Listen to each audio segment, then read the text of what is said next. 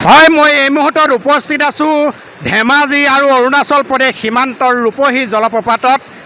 News লাইভৰ দৰ্শকসকলৰ বাবে আমি প্ৰায় 4.5 কিলোমিটাৰ খোজকাঢ়ি আহি পাহাৰ বগাই উপস্থিত হৈছোঁহি এই মনোৰম পৰিৱেশৰ ৰূপহী জলপ্ৰপাতত।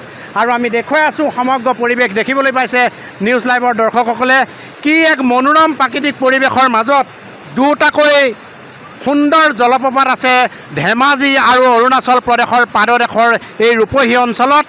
আৰু মিংমাঙৰ পৰা প্ৰায় 4.5 কিলোমিটাৰ পদব্ৰজে আহিব লাগে এই স্থানলৈ। আৰু আমাৰ কেমেৰা পাৰ্চনে দেখুৱাই আছে সমগ্ৰ পৰিৱেশ দেখিবলৈ পাইছে অৰুণাচলৰ সুউচ্চ পাহাৰৰ পৰা কিদৰে কুলু কুলু শব্দৰে এয়া বৈ আহিছে এইকেইটা জলপ্ৰপাত, ৰূপহী জলপ্ৰপাত। আৰু ইয়াতে আজি যিহেতু গ্ৰীষ্ম বন্ধৰ অন্তিমটো দিন আৰু গ্ৰীষ্ম বন্ধৰ অন্তিমটো দিনত এয়া দেখিবলৈ পোৱা গৈছে বিভিন্ন প্ৰান্তৰ ইয়াত পৰ্যটকৰ ভিৰ হৈছে আৰু বিভিন্ন জেগাৰ পৰা ইয়ালৈ মানুহ আহি আছে। আৰু আমি দেখুৱাবলৈ যত্ন কৰিম সমগ্ৰ পৰিৱেশ দেখিবলৈ পাইছে কিদৰে বিভিন্ন প্ৰান্তৰ লোকসকল ইয়ালৈ আহি আছে। মই এগৰাকী লোক আছে, মই তেখেতৰ পৰা জানিবলৈ চেষ্টা কৰিম কেনেকুৱা লাগিছে এই ৰূপহী জলপ্ৰপাতলৈ আহি। এই ৰূপহী জলপ্ৰপাতত আহি খুব ভাল লাগিছে। আজি গৰম বন্ধৰ শেষৰটো দিন, সেইবাবে আমি আহিলোঁ। ইয়াৰ জলপ্ৰপাতটো খুব সুন্দৰ, কিন্তু ইয়াৰ ৰাস্তা অতি অলপ পাহাৰীয়া, তথাপিতো আহিব পাৰি, খুব ভাল লাগে। কিন্তু সৰু সৰু ল'ৰা ছোৱালী বা ডাঙৰ বয়সস্থ মানুহ আহিবলৈ, বৃদ্ধ মানুহ আহিবলৈ অলপ অসুবিধা। তথাপিতো খুব প্ৰকৃতি ভাল পোৱা মানুহসকলে ইয়ালৈ আহিব পাৰে, খুব ভাল লাগিছে ইয়াত। হয়, দেখা গৈছে যে এটা কথা উল্লেখ কৰিছে এগৰাকী যুৱতীয়ে। আমি পুনৰ দেখুৱাই আছোঁ সমগ্ৰ পৰিৱেশ দেখুৱাবলৈ। এয়া ৰূপহী জলপ্ৰপাতৰ নান্দনিক দৃশ্য কেমেৰা পাৰ্চনে দেখুৱাই আছে সমগ্ৰ পৰিৱেশ।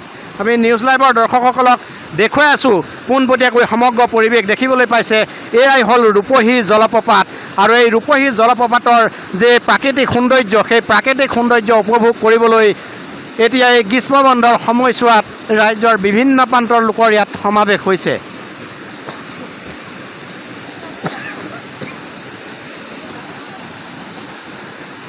আৰু আমি দেখুৱাই আছোঁ সমগ্ৰ পৰিৱেশ এই ৰূপহী জলপ্ৰপাতৰ পৰা।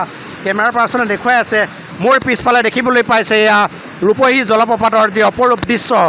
এটা নহয় দুটাকৈ জলপ্ৰপাত, এইটো এটা জলপ্ৰপাত আৰু সৌৱা নিচেই কাষতে সৌটো অন্য এটা জলপ্ৰপাত দেখিবলৈ পাইছে।